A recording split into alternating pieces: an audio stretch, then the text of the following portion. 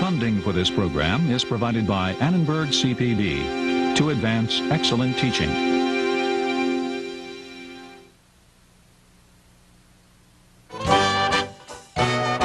The 1920s, an age of prosperity, movement, creativity, consumption.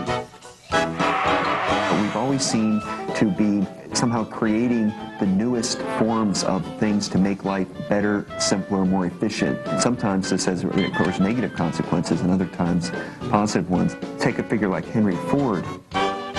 It helps to create a mass consumption society that's on wheels. America on wheels, moving from country to city, from small town to suburban sprawl, from the old to the new, wanting the best of the new, but clinging to the old. The 20s, today on A Biography of America.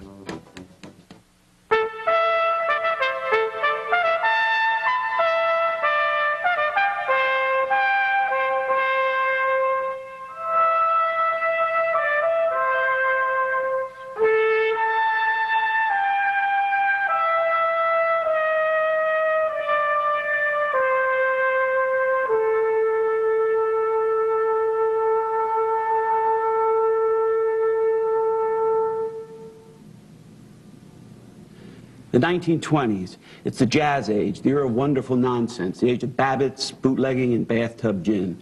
Americans were speeding up, moving out, buying more, having fun, dreaming bigger. It's a decade we're drawn back to because it's here that we start to see ourselves, that Americans become recognizably modern.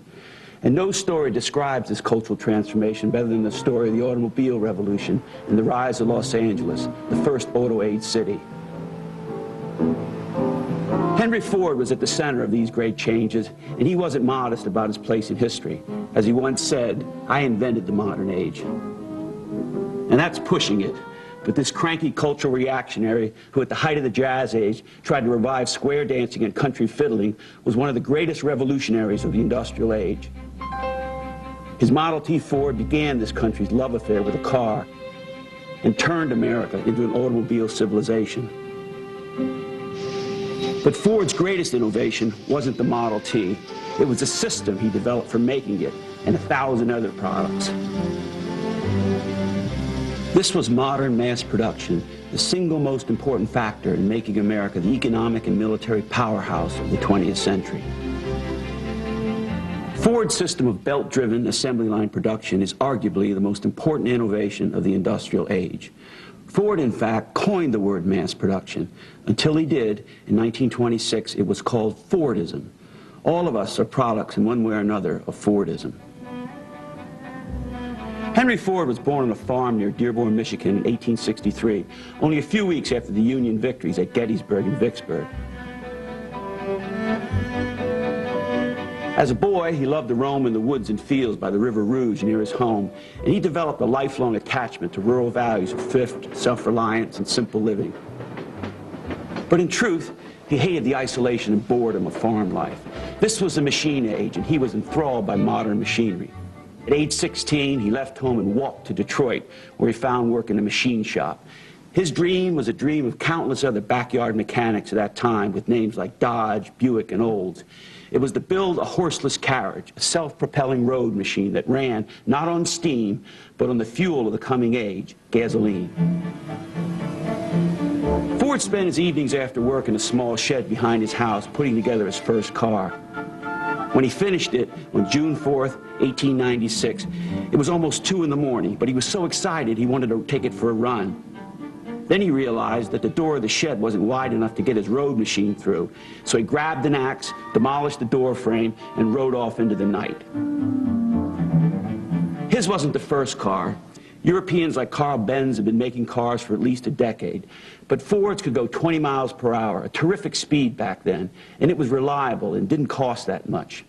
As he built more cars and formed his own company with the backing of Detroit capitalists, Ford developed the idea that would make him the most powerful industrialist in America. In 1900, most cars were rich men's toys. Ford wanted to build an inexpensive car for farmers like his Irish father. It would be rugged, reliable, and designed for rough country roads. And it would liberate rural people from the isolation that had nearly driven him crazy on his father's farm. Ford was convinced there was only one way to make such a car. He'd fix on a design, freeze it, and then work on ways to reproduce it year after year. As he said, the way to make cars is to make one automobile just like another automobile, just as one pin is like another pin, or one match is like another match when it comes from a match factory. When Ford's chief financial backer kept pushing for big fancy cars, Ford bought him out in 1906, built a new production plant in Highland Park north of Detroit, and began work on the Model T with a team of dedicated mechanics. Here was Ford, the backyard mechanic in his glory, working day and night on his dream product, tinkering, testing, playing with new ideas, working with men he respected, all of them self-taught. And the car they produced was a beauty. It ran like a dream, but $825, the equivalent of a teacher's salary back then, it was still too expensive for the common man. The car would stay the same. What had to change was the way of making it. This is where Ford would make his outstanding contribution to the machine age as a systems builder, the creator of a gigantic technological system capable of producing, well, almost anything.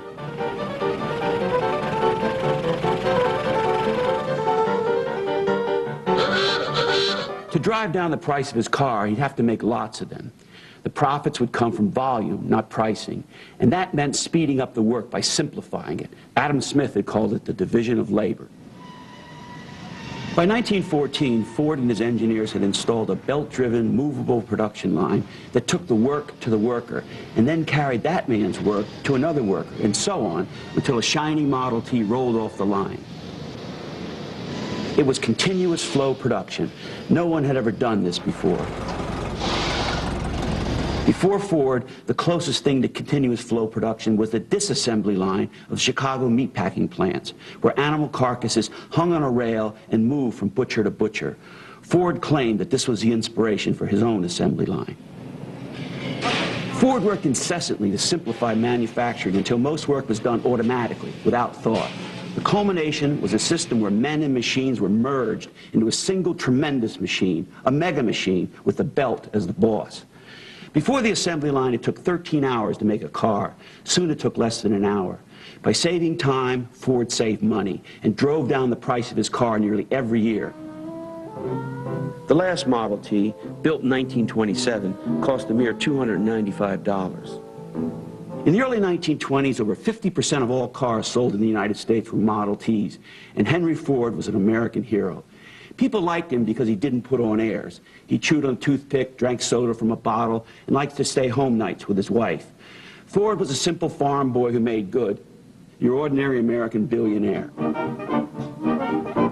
But when people wrote him fan letters, they almost always talked about the car, the Tin Lizzie, as it was affectionately called. The Model T liberated millions of people who had never traveled more than 12 miles from their homes. That's the distance a horse could go in a single day. Farm women could now jump into the family Ford and head off to town anytime they liked. More farmers had cars and bathtubs, and when asked why, one farm wife said, "You can't drive to town in a bathtub." Ford may have thought of the Model T as every man's car, but it was every woman's car, too. Women took to the wheel in droves. In Hollywood, a group of underpaid chorus girls got together to buy a Model T so they could spend their days off at the beach. And boys started picking up girls at their homes and taking them for joyrides, moving courtship from the front porch to the back seat of the family Ford. Ever the prude, Ford tried to discourage this by making smaller back seats. But with the Model T being a full 7 feet high, couples, it became the joke, could make love standing up. Never was a technology better suited for a country. America was a big, wide-open place, and Americans were a restless people, always on the move. The car greatly increased American mobility, and in a materialistic society, it became an instant status symbol. Sex, speed, and status. The car has always been about the pursuit of that unholy American trinity. While the car liberated the driver, it enchained the workers who made it. It's ironic that the challenging, experimental enterprise that produced the assembly line at Highland Park created a new kind of work devoid of excitement and challenge. Here's the continuing dilemma of mass production. Speed and specialization drives down prices, but in democratizing consumption, it debases work. At Ford's plant, spotters and foremen enforced regulations that forbade leaning against machines, sitting, talking, singing, even whistling and smiling. Ford workers learned to communicate without moving their lips. They called this the Ford whisper. And men went crazy from the speed up and the tedium of the work. The result was enormous, hugely expensive labor turnover, almost 400% in the first year the line was installed. Ford solved this problem with another radical innovation, the $5 8-hour day. This was when the average workday was 9 hours and the average industrial wage $2.45. Workers all over the country poured into Detroit, and the press hailed Ford as an enlightened employer. But Ford's fellow industrialists blasted him for undermining the capitalist system. Ford, however, understood something most of them hadn't figured out yet: that a mass production economy would grind to a halt unless workers were paid back enough to buy back the products they made. When Ford's advertising department brought him a slogan, "Buy a Ford, save the difference," he changed it to "Buy a Ford, spend the difference." The advocate of rural thrift had certainly altered his tune. Still, Ford's passion was for production, not distribution. Yet this obsessive preoccupation with production would soon undermine his dominance of the auto industry. President Calvin Coolidge declared that a man who builds a factory builds a temple. Ford's temple of production was his new River Rouge plant, built in the 1920s on land he used to explore as a boy, where the River Rouge empties into Lake Erie. It was designed by the famous architect Albert Kahn with a lot of input from Henry Ford. And it was the largest factory in the history of the world, a self-sufficient industrial city with 93 sprawling structures, 90 miles of railroad tracks, 27 miles of assembly line conveyors, and 75,000 employees. 5,000 of them did nothing but keep the place clean. The Rouge fulfilled Ford's dream of controlling every aspect of car making. He bought iron ore deposits in northern Michigan and Minnesota, coal mines in Appalachia, and rubber plantations in Brazil, and he shipped these materials to the Rouge on Ford-owned railroads and Ford-owned ships. Ford made his own steel at River Rouge and his own glass, 8 miles of glass a day. In 1928, Vanity Fair magazine ran a full spread of photographs of the Rouge by Charles Sheeler. The caption to Sheeler's photograph, "Crisscrossing Conveyors," describes River Rouge as an American altar to the new god of mass production, an architectural symbol that defines America, just as the pyramids defined Egyptian civilization. Notice Sheeler's style. The plant and its technology, the smokestacks, the furnaces, the conveyors, the severely functional plant buildings are presented in clean, precise style, machine art for a machine-age monument. And where are the workers? Hardly anywhere in these pictures. It's the machines, not the men, who are bringing in the future. Ford's mind, like Sheeler's, remained fixed on the work, not the workers. None of his rivals had a better integrated manufacturing operation. Still, they were catching up to him. That was because America was changing, but Henry Ford wasn't. In a sense, Ford dug his own grave. He had helped make America a nation of consumers, and now style started to matter more than utility. Upperly mobile people didn't want the same old Model T in basic black. They wanted the kind of long, sleek machines Babe Ruth was hot dogging around in, or at least inexpensive versions of them.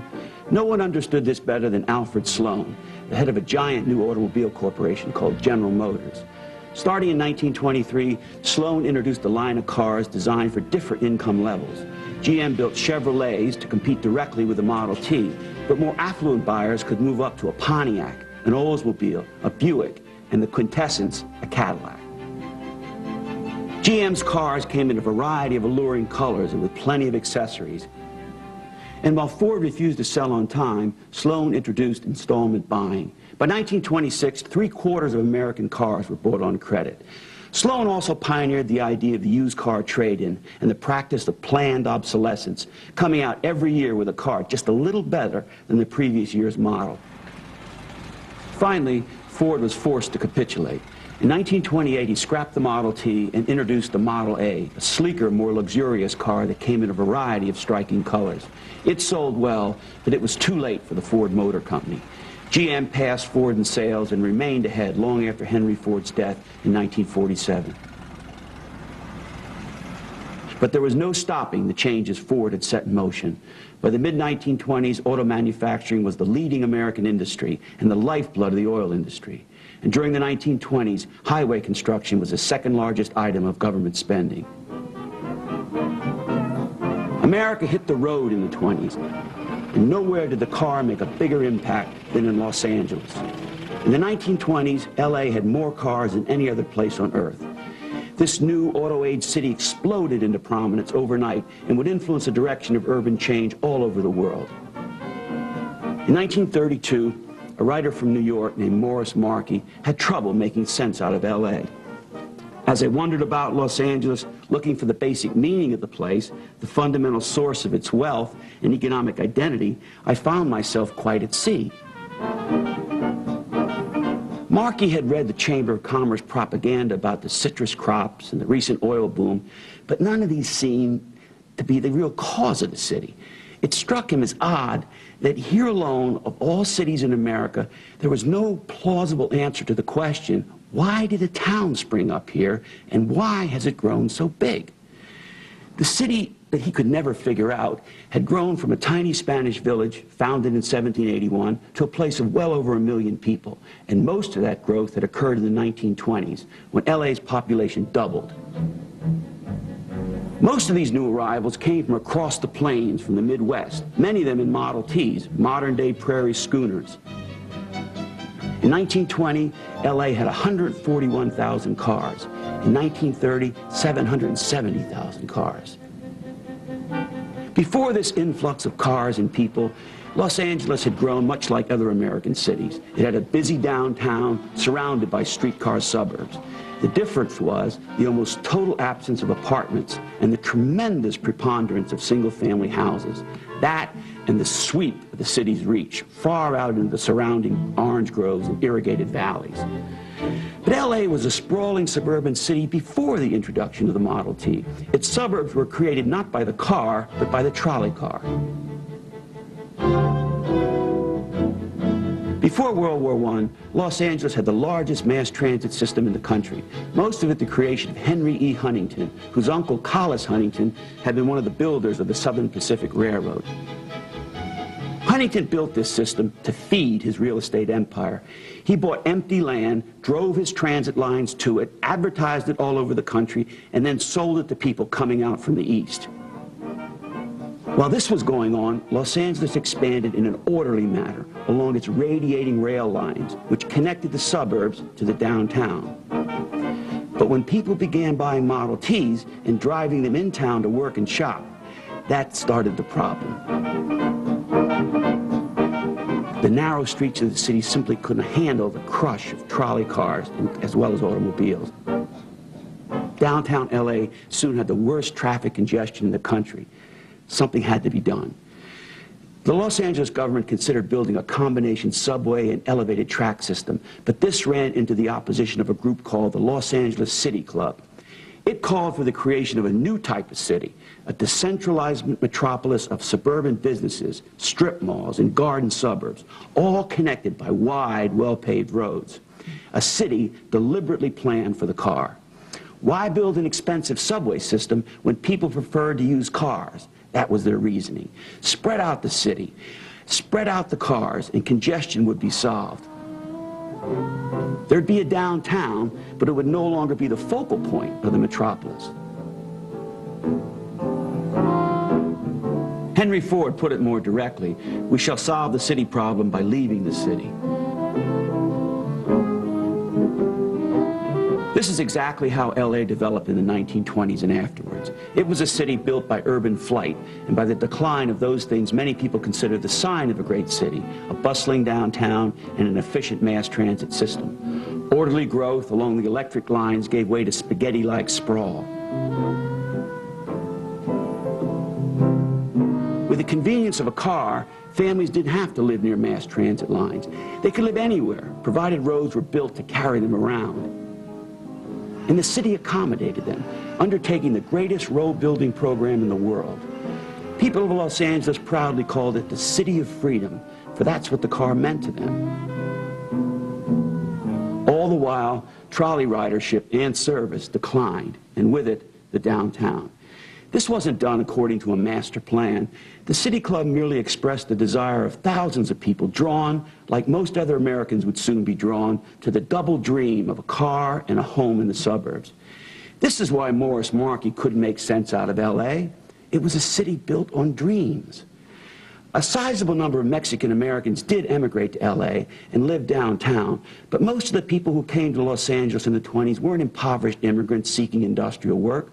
They were mostly white people from the farms and small cities of mid-America. And they were drawn to Los Angeles not by work opportunities, but by the dream of leading the good life in a city of sunshine, a place without sprawling immigrant slums, organized crime, and industrial pollution. The historian Frederick Jackson Turner had it wrong. The frontier still beckoned. Far more people went west in the 20th century than had gone there in the century before. For a promising moment, constant road building and expanding subdivisions stayed ahead of congestion, but there were limits to the amount of land that could be converted to roads and houses. First, limited access highways relieved congestion. Then, in 1939, the first of the massive freeways was built in a continuing attempt to accommodate the car.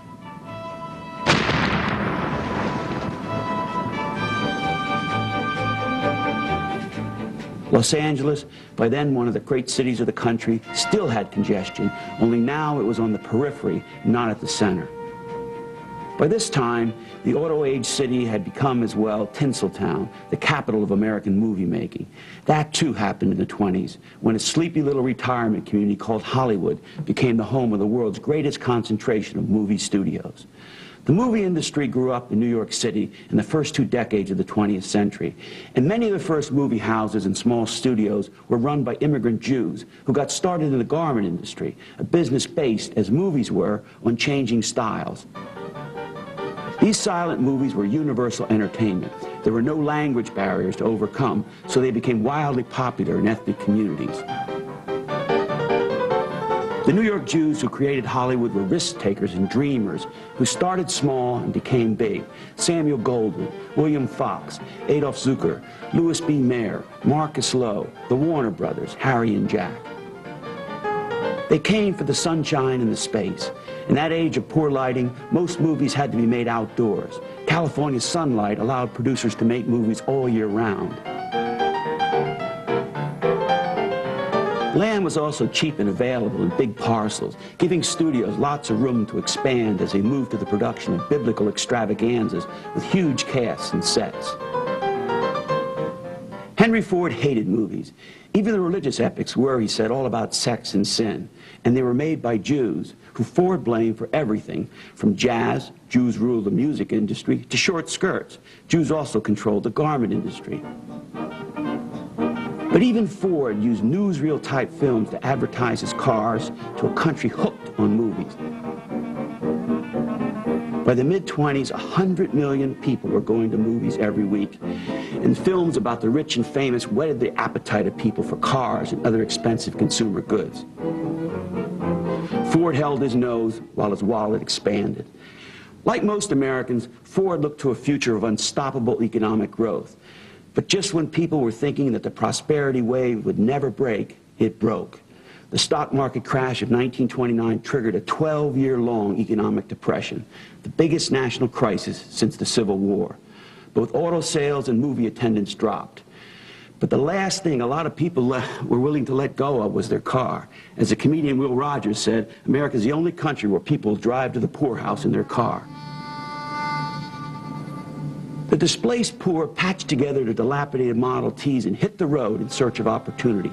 Most of us have seen The Grapes of Wrath, a movie that was banned in the Soviet Union after audiences expressed amazement that even wandering peasants owned cars. But to the Joad family of John Steinbeck's novel, California wasn't the American dream. It was the last stop. At first, Henry Ford refused to believe we were in a depression. These are really good times, he declared in 1931. But this wasn't unusual behavior for Ford. A lot of Ford's life was an escape from reality.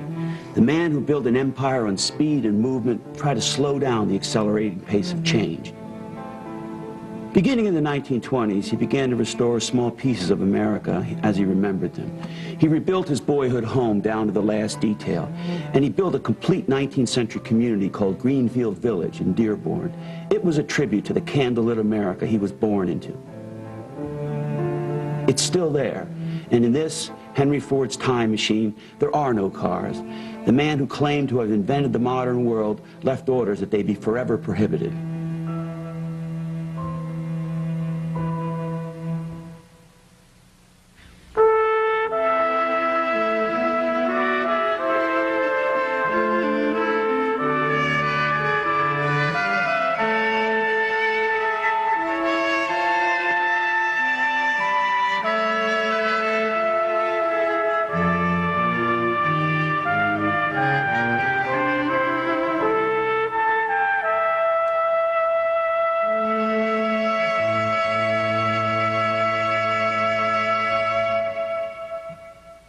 For information about A Biography of America, call 1-800-LEARNER and visit us at www.learner.org.